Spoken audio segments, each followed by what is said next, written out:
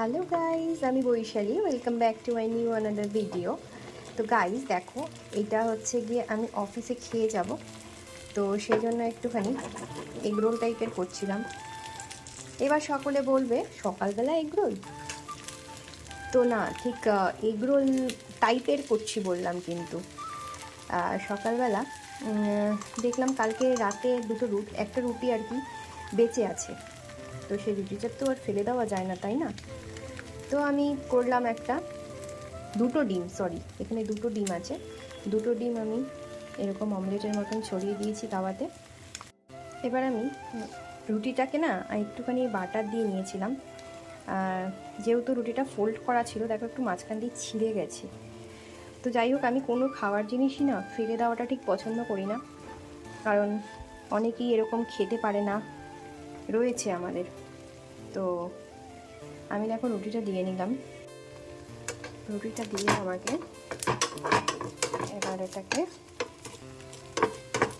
ভালো করে ছাড়িয়ে নিতে হবে কিনারাগুলো।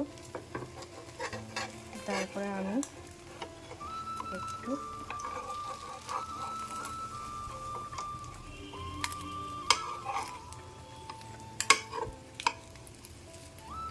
উল্টে দিলাম, উল্টে দিয়েছি।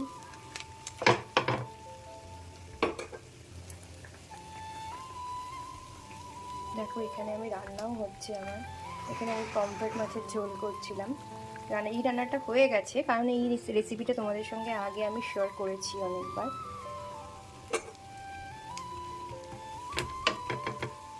এবার এটাকে একটুখানি ভালো করে সেঁকে নিতে হবে। অফিস যাওয়ার যখন ভীষণ তাড়া থাকে, সময় একটুও থাকে না, তখন আমি এটার উপরে জাস্ট টমেটো সসটা মিশিয়েই খেয়ে নিই। তবে আজকে হাতে একটু বেশি টাইম থাকায় আমি শসা, পেঁয়াজ, লঙ্কা এই সমস্ত দিয়ে নিয়েছিলাম, মানে প্রপার এগরোল টাইপের করে নিয়েছিলাম।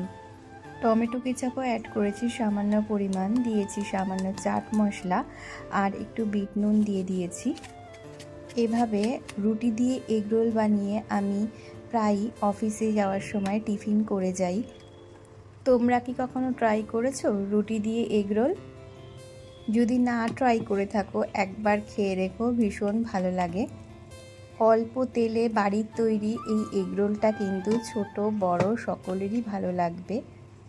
ভিডিওটা কেমন লাগলো অবশ্যই কিন্তু জানাতে ভুলো না।